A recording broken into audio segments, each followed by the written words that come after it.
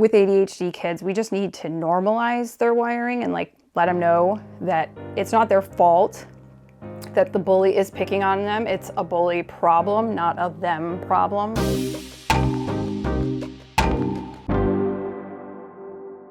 Hello, truth tellers. Welcome back to the ADHD Scapegoat Podcast. I'm Angie. I'm Jeremy. In our house, we're about a week away from school starting. We've covered prepping for the transition of going back to school and ADHD nutrition with our friend Erin. Now we want to tackle a non-negotiable skill, recognizing bullying and abuse. Why this episode matters, you can't advocate for yourself if you don't know you're being mistreated. Right. So what does bullying actually look like? Right, and when you said that you can't advocate for yourself if you don't know that you're being mistreated, like some of that comes from the idea that, you know, maybe it's normal in your house. So when you see it out in the world that you're not really thrown or it doesn't really look icky. Right, we've talked about several times. If you grow up in that type of environment, that's just your normal, so you may not recognize it. Right, it doesn't stand out, you know. Sometimes other people might be taken aback, but you're like, what happened? And the other part is if you've never experienced it and you don't know what it is, it's shocking. So it totally throws them. And a lot of times, and we'll talk about it more, but like being in that situation where you're just shocked, you don't respond in the best way, right? So when we're talking about what bullying actually looks like, I mean, I think there is an idea in people's head about like what a bully looks like, you know, like whether it's a TV character or a character in a book, like they have a certain look about them. But I think, you know, a lot of the world is becoming very aware that, you know, these people hide in plain sight and they may not look like other people. You just have to pay attention to the patterns of behavior as well as, you know, how you feel when you're around that person. So it's not just, you know, name calling or shoving someone in the hallway or, you know, hanging the kid up, you know, by his underwear, any of those things. Like those are Atomic wedgies. Atomic wedgies. Thank you. Oh, I couldn't remember the name of that. But it comes in different forms too. So, you know, exclusion, which is a form of isolation, you know, purposefully excluding a kid from an activity. I remember when I was in elementary school and me and my best friend were fighting, we would be in gym class and me and her were like the most athletic kids or whatever. And so usually we got to be captain, like people wanted us to be the captains, but sometimes our gym teacher would be like, oh, okay, we're going to have these other people be captains. And me and her, because we were the most athletic, we were usually picked first. And because we were like in whatever the fight was. I mean, we were like 5th, 6th grade. Mary, you're going to think this is funny. But it was like, pick her last because that will hurt her. That's like you were telling other people or no, she was telling other people? She was telling other people. And I'm sure I did it too. Yeah. In response. Yeah, it was like, pick her last. Like this will make her really feel awful. And I did, and I was really mad about it. So I probably did it back, which again, not great, but I didn't have support at home. But things like that where it might not look to anyone on the outside, you know, a couple people might have understood it, but just being like, hey, don't pick her until last might just seem like, whatever, I don't care. I'm just going to pick everybody else and then, you know, we'll pick her last, whatever. But it's purposeful, right? There's gossip, like spreading rumors, telling, you know, maybe you both are friends with someone, but you two don't get along. So telling that friend lies. Like a lot of times it can be like the bully did something to this other kid, but he tells their mutual friend that the other kid actually did it to him. So he's projecting all the things he's actually bullied onto someone else. And the social sabotage where it's like, belittling you, saying something in front of other people that will embarrass you is, you're in a big group and everyone's laughing at the kid who's the target of the bullying. There's also baiting you into reacting so they can play the victim. So like quietly calling you names or poking you over and over and over until you react. Like I think a lot of times, especially in the school setting, the bully knows how to do something to provoke a reaction. They know where that red button is. And then the teacher might, turn around. Maybe they're writing on the board, maybe they're doing something, and they turn around and all they see is the kid who's being bullied reacting. Right. And then that kid gets in trouble and the bully says, I didn't do anything, Second one always gets gone. Right. So, and here's the thing, adults can be bullies too, teachers, coaches, even family. And we like to say if it feels wrong, it probably is. And teachers can be wrong and they can misunderstand. And so sometimes just bringing things to their attention, in the case of, hey, I turned around and no, you were standing up, you were yelling, go to the principal's office or whatever. After finding out the full story, that teacher can change their tune, understand a little bit better, maybe be more aware of paying attention to the dynamic between those kids, right? Yeah, so why are ADHDers or ADHD kids often the targets of bullying? Yeah, it's funny because I always thought that I was like a target. And until I really understood the scapegoating that went on in my family, I was like, oh, it just like that same thing happens out in the world. So, I was, projecting truth and, my authentic self and like, don't be embarrassed, people make mistakes. And I was just like me, and these people couldn't be that. So instead they tried to dim my light by bullying. So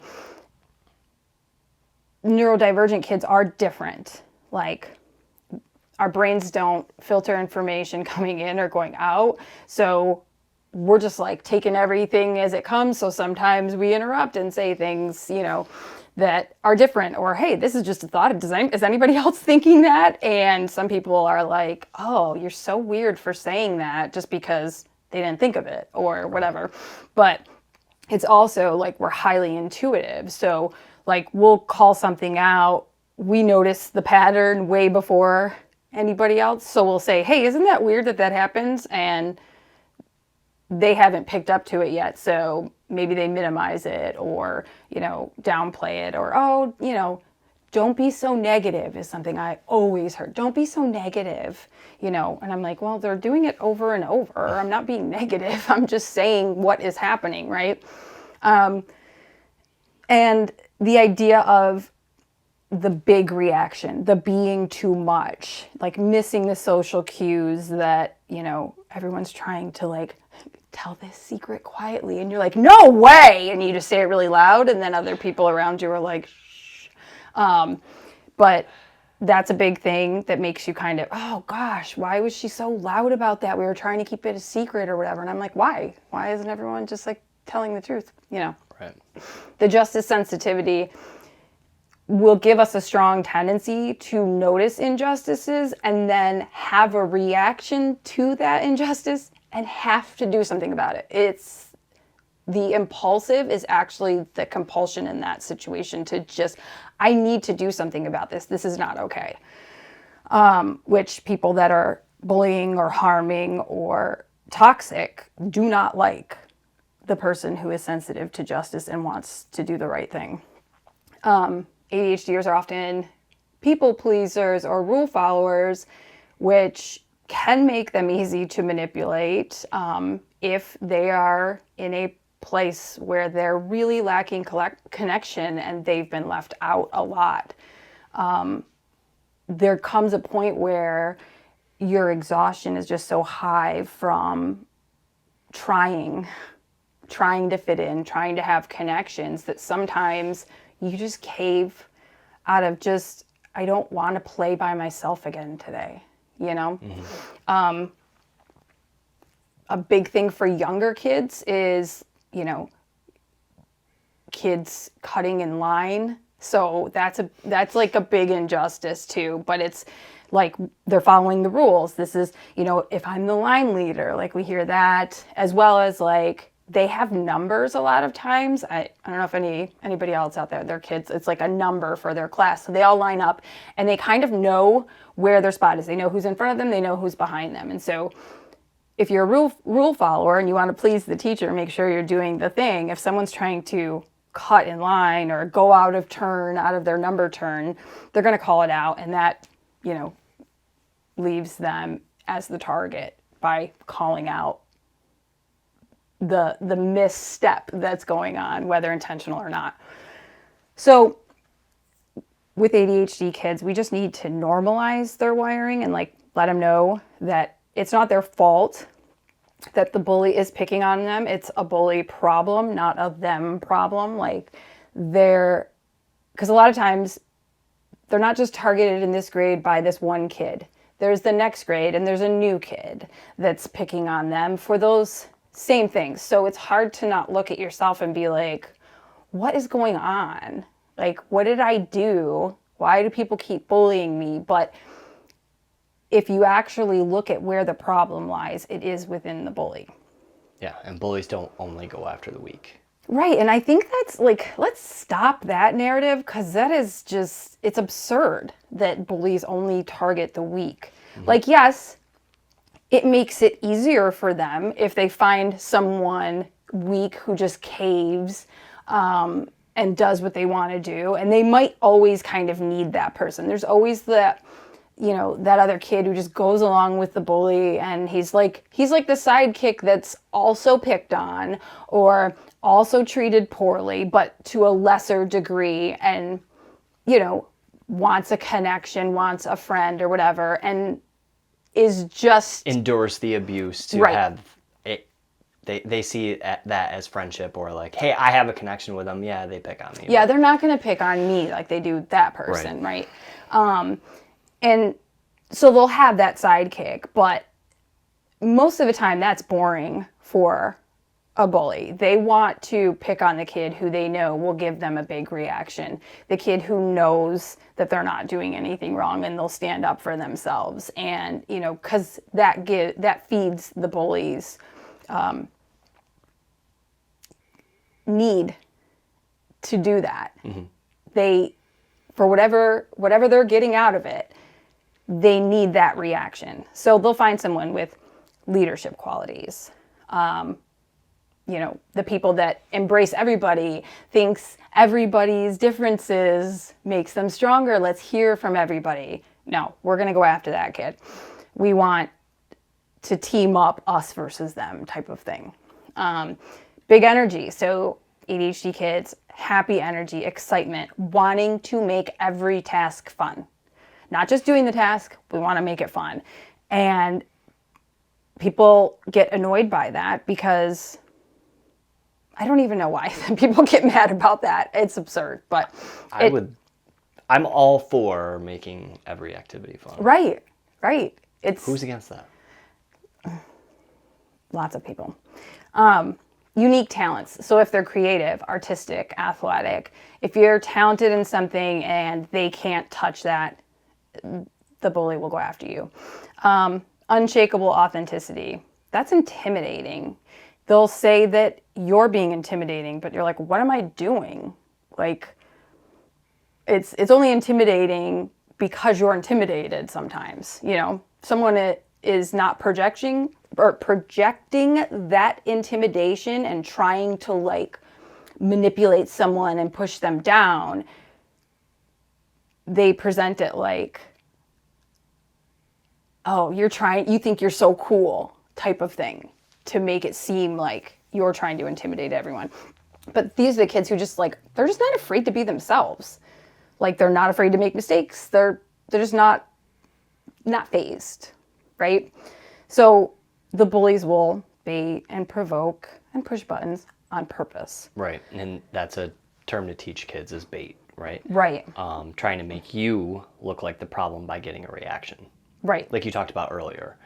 the kid who's poking you in class, and then the teacher turns around to see the commotion, see you reacting to what's happening. Right. Or just saying your name quietly, over and over and over until you're like, stop. And you say stop, right? They can make the first step saying stop. I don't like that. And that just doesn't work. But yeah, usually the baiting can come, with a condescending remark or, something that you are going to detect as off and wrong. And just a tone of voice sometimes, like, that it's directed at you. So they say it to you. And so, like, we talk to our kids and try to help and understand, like, not talking about stranger danger, but tricky people that, like, you're like, why are they behaving like that? That doesn't make sense. Because for the ADHDers, we want to understand, our curiosity is always there. So, like, we use their ADHD brain wiring to help them in these situations. If it feels off, listen to that. Ask yourself, what's going on here? This doesn't make sense. Why would they say that to me? So that they can understand that. And another thing I should note, though, is that the kids that are bullied at home are far more likely to go out and bully other kids. So, if it needs to be escalated to the school and stuff, that's something that the school needs to go after. And that happened when Wyatt was bullied was it in first grade? Second grade. Yeah. And that was almost your immediate reaction was, this probably happens to him at home. And so, well, he's got to be learning it from somewhere, because in second grade, kids don't have malicious intent. They're not learning these behaviors. It's very strange, especially in second grade, to see it. But you weren't minimizing what was happening to him, but when you were explaining it to Wyatt, you were explaining it as he's probably learning this from someone at home, which is really unfortunate. And so, whether he's being bullied or he's just witnessing it, right? Yeah, which I think, it doesn't make it any less harsh to your child, but it may help them understand, the root cause, understand that it's not them necessarily. Yeah. That, this kid's taking it out on me, what they're getting at home. Right. And we say that too, is like, just because that it's not okay that it's happening to them, but it's not okay for them to then do it to you. Right, absolutely not. Tools, what are some tools that kids can use at any age for younger kids? So we teach, and I think we've touched on this before, but like deflecting or like containing an issue or not feeding it. Because a lot of times that big reaction, that natural big reaction that we want to have or we may internally be having isn't going to help in that situation. It's just going to make, the teacher say both of you are wrong. And you're like, he was just picking on me. What did I do wrong? I just stood up for myself.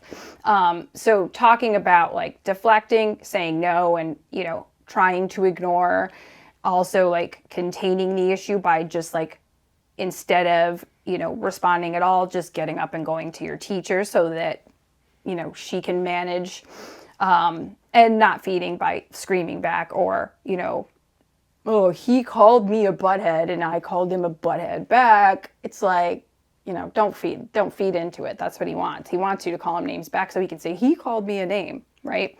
So, and sometimes the kids who are your friends will be afraid of the bully, and instead of standing up and saying no, they'll join in and like the mob mentality just to protect themselves from being the target, which doesn't feel good, especially for a younger kid. But also letting them know that if you see that happening to another person, don't join in on the bully. Right from wrong, and you wouldn't want to feel that way. So, and here's the thing, if they have the strength to support their friends when they're being the target, then in most cases, their friends will see that and do the same in theirs. They're going to know the kids that stick up for them and made them feel safe, just like we all feel as adults, right? So teaching, especially the younger kids, I don't like that, please stop. And then go to a trusted adult, whether that's teacher, parent, whatever. Just saying no, period. If someone's being nasty to you, say, please don't speak to me that way. If you're sticking up for your friend, say, hey, that's my friend, don't do that. Encouraging them to stick up for the other kids being bullied. So we'll role play, what to do if someone won't leave them alone. If they come home and, tell us about this, or the teacher does, or whatever. And we do that just like we do as parents. And we've talked about it on other episodes where we role play situations that we may have to deal with. Because in the moment, you don't know what the other person is going to do or what they're going to say. So since you're not in control of that part, you're only in control of your responses. You need to rehearse. If this happens, I will do this. If this happens, I will do that. So you want to make sure, even if what happens or what they say is shocking, that you respond in a way that aligns with who you are and how you wanted to show up. And it's the same thing for kids. They don't want to get in trouble. They don't want to be in a position where they feel bad or they feel bullied and beaten down. So we like to tell them, think about what someone says versus, how they're behaving. Because if they're saying, no, I'm your friend, but they're trying to poke you in the head with a pencil, that doesn't make sense, right? That doesn't add up. So actions matching their words, just like adults should be doing. We say that doesn't make sense. So speak to your parents, speak to your teacher about it. Yeah. How about some things for tweens and teens? Well, we're getting there, aren't we? We have we have a tween. Yeah. So practice assertive, calm responses and understand your level of safety, I think, is a huge thing. But I know what you're trying to be unfazed, rehearsing with teens, I feel is of course it's a bigger step because of the peer pressure and the social, norms that kind of, happen when they're going through hormonal changes and they're just all over the place. But just being unfazed and unbothered and going on with your day, because if they can't get a rise out of you, you're not fun to pick on anymore. They're going to go do something else. And hopefully they're not just going to go pick on someone else, but maybe they'll just be yeah, that wasn't fun. I'm going to leave that kid alone, and the more kids that do that, it lowers their ability to bully. So saying, I know what you're doing, I'm not playing. Or even I'm not here to be your emotional punching bag, bro. Whatever. Or if you keep talking to me like that, I'm walking away. I'm leaving this situation. And I mean, when they're teens, you can tell them to, write down notes. If you come home and tell us, that's what we're doing. So If you're talking to your parents as soon as you get home, we can document the experience, date it, send an email to the teacher that day. So we have things, especially when there's certain adults that don't believe you without proof. But right. Some kids have phones or iPads, taking screenshots of things or just paying attention and, taking note. Because that aligns, especially if the bully's trying to manipulate and gaslight you. That didn't happen. Nice try. Or saying things like that. You immediately can go, no. I know it happened. I wrote it down. Yeah. What about when kids are being told to be the bigger person? Doesn't this drive you crazy? That's a tough one. It's because bullies love this advice. They love it because it lets them off the hook. They want to get away with their behavior with no consequences. So if you are the good person that you are and you don't want to fight and you want connection, if you just ignore them sometimes, they're I'm getting away with it. I can keep doing it. And I know sometimes it's better to ignore and just not they have to stop, especially in a school setting. They can't just keep going. They have to move along. But I gave this advice to Wyatt I feel like semi-recently with a situation. I don't remember what the exact situation was, but I think this is your justice sensitivity kicking in, whereas I can see it as, okay, you're cutting the fuel off to this person Right. by just ignoring it. Don't give it back. Don't say anything. Which, You take what they say and then just walk away. If you give them the breath of a response, you're giving them exactly what they want. Right. By not responding, that's more powerful than you saying anything. I understand that's very hard. well, and I think it also depends on the repetitive nature of this bully relationship. Yeah. If it is a one-time thing, that's fine. But if it keeps happening over and over, being the bigger person is enabling the abuse. So if this bully does it once and you ignore it and they're like, I can do this, and they keep doing it, that's when being the bigger person and just ignoring them and not letting them affect you actually becomes a problem. It's to your detriment at that point. So not telling the teacher or not, sticking up for yourself becomes the problem. And, being the bigger person, when other people are saying it to you, it feels like they want you to accept that mistreatment. Like, you don't have to be more understanding or put yourself in someone's shoes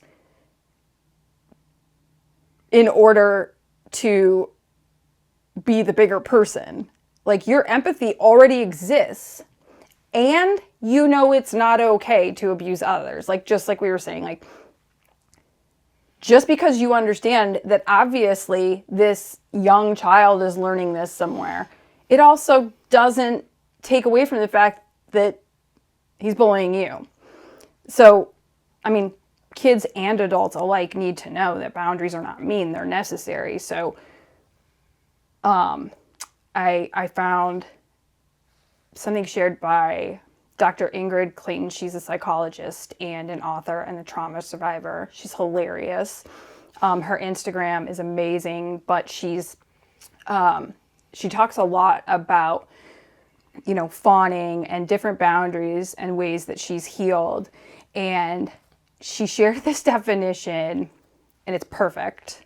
I love it, but it's compassionate discernment. So it's where empathy and understanding coexist with self-protection and self-respect.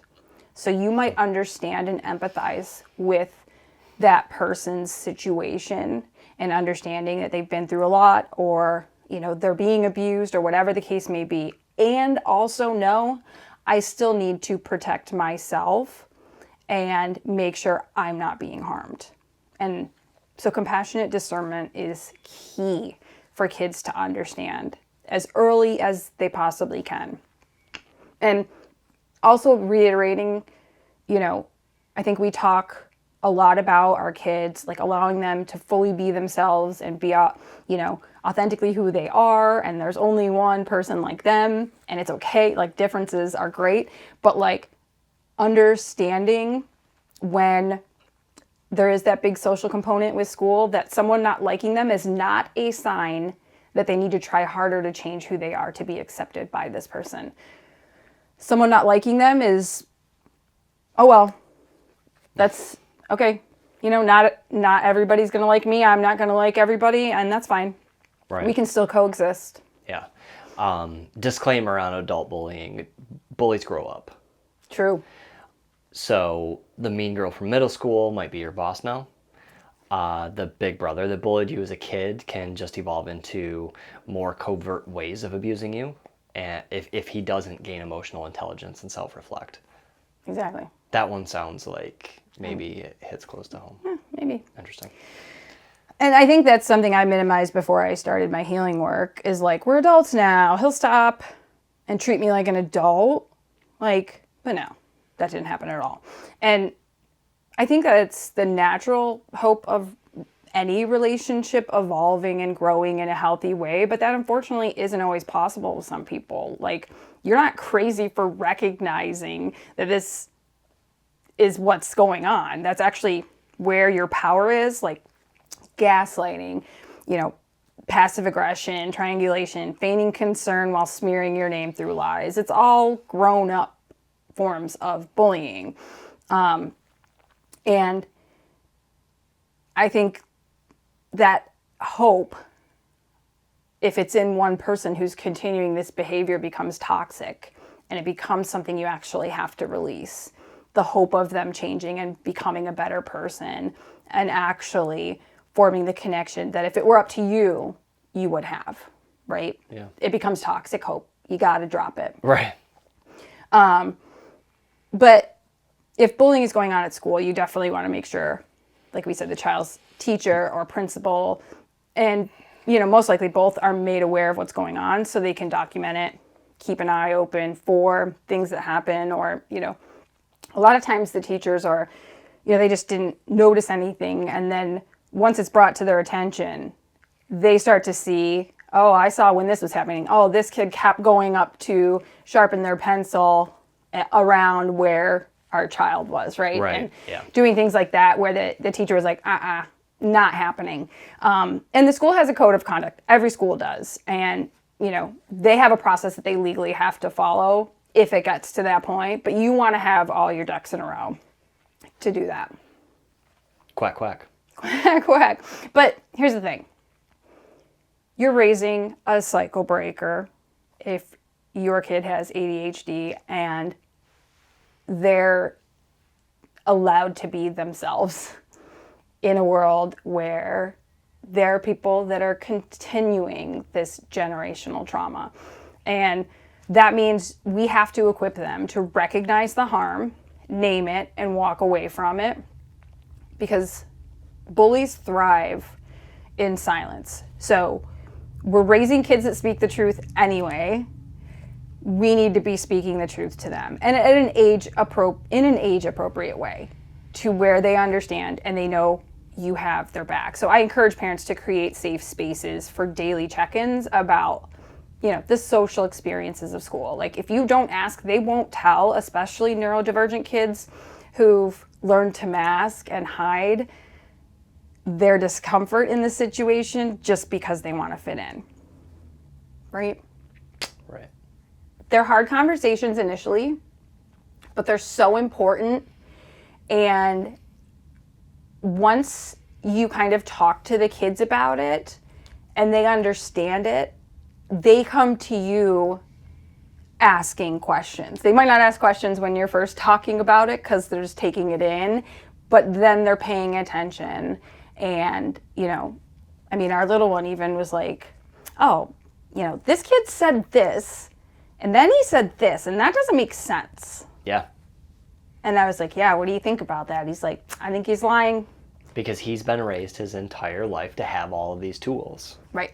Just to understand. Yeah. Because there's nothing wrong with understanding and asking questions.